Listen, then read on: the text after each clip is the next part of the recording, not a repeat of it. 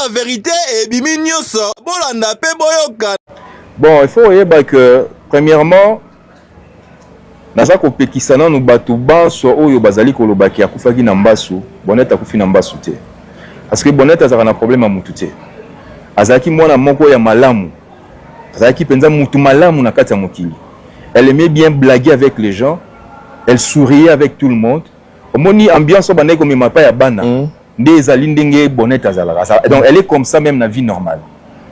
Mais si koyo faut que ba ete asalaka accident moko na moto. Tanga asalaka accident wana na moto azwaka choc.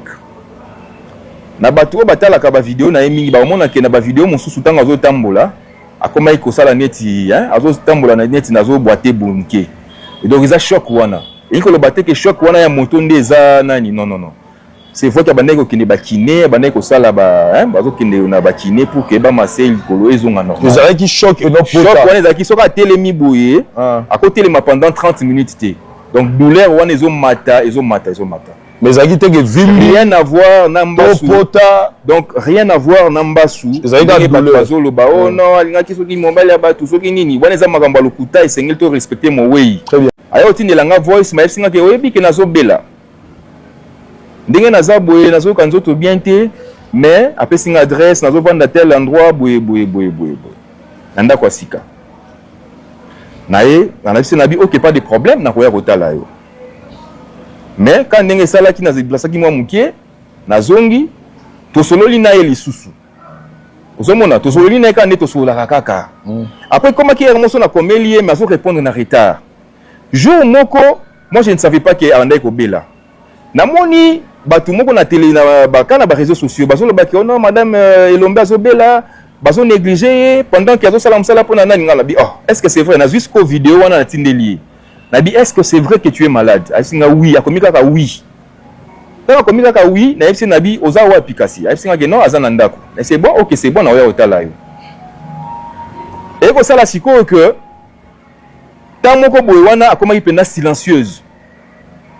Comment il peut silencieuse donc statut que tu as côté statut à souka on a moni Bonnet à tu côté et ça qu'il est entre les 15 ou les 16 octobre à cette vidéo mon connaît bazo remettre et prix a pas commis tout ça pour ça nana comme la maman qu'est-ce qui se passe est-ce que tu as un problème est-ce que dans la batu moko boye basali o likambu oye bisanga pona nini na moni atangi message mais à répondre ngati à ma grande surprise lelo baye ko benganga ke akufi. Maintenant on a se renseigné par ya bandeko ba collègue na ye ya école à Michoni parce que faut koyeba ke ngai na Bonnet to yebani na école à Michoni parce que azaki collègue d'abord de service ya papa abotingai. Otala. Moi na kaka moko ya mobali o Bonnet azaki na ye ye wana donc azaki femme mariée to divorcée. Bon, en tout cas, on les a vie privée naïe. Tout ça. Bon, on les a vie privée naïe. Moi, je suis pas mieux placé. Mais toi, retenez donc, ça qui va vidéo mon abana. Je crois que constat mutambale bakangaki. Maintenant, avec ça là que bateau monsus va se plaguer dans côté dans niveau ya bakondi. Ne ko sanga ki basengi directrice à suspendre aye. À suspendre qui est ndenge na zuba information de lokuna na morgue à suspendre qui est et puis après et ko sala que ba comment qui soit disant ko lukisa ye pour que bakangai bon na yebite so ki kaka pour na vidéo wana en tout cas tanga na mona ka vidéo wana na internet na benga ka epi na yebisa kai na non vidéo wana tout ça bien te so l'état arrêtira qui déjà vidéo wana mais je ne sais pas pourquoi est-ce que comment qui na école ba mais ka consommer directrice pour que suspendre ye. Et pourtant, on est comme ça, suspendre, c'est pas vraiment une bonne chose.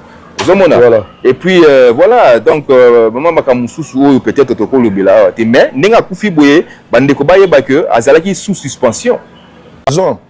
Bon, poison, c'est quelque chose où tu peux confirmer, parce que preuve Tissiko, ezalité.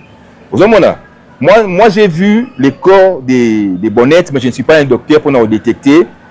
Ndenge na moni la ki soki akufi na poison toti mais on na yebeza kaka ke akufaki azobela on na yo ki kabanda ko bela OK zomona OK tant pe bazo linga bakota na morgue na mona ki ke azaki pe na moi bandage moko na nani moi c'est par exemple moko ngie bandazo sama je sais pas mais na mona ki na liboko donc si nyaka onga na mona ki yango wana premièrement na koloba que ezaki peut-être hypocrisie au bande ba osala lelo ça peut-être hypocrisie deuxièmement ba ndeko peut-être ba comprendre ki sens oyo ndeko ayaki na méthodologie ya sikate enseignement o amemaki na ba réseaux sociaux c'est-à-dire que na bana mususu po ba kanga leçon bien ezo senga ke o memango na ndenge moko boye on dirait ozo salisa bango neti ba jeu on dirait moi nini mais bazo retenir ozo mona très bien soko tali bien na ba vidéo ya enseignement eza na enseignante mon côté depuis 1960 ti mokolo ya lelo oyo atangisa bana malamu mingi apesa bana mayele lokola ndeko boneti parce que aye na méthodologie ya sika aza ko enseigner na koyemba aza ko enseigner na ba blague ozomona kolakisa bana on dirait donc azo pesa bango esengo mwana siko moya ki mapenza même classe ya lité komona mwana kozoluka kaka avec ambiance dans la classe ozomona donc bana wana bazaki lokola bana na ye ya classe donc bana na ya classe bazaki lokola bana na ye oya boti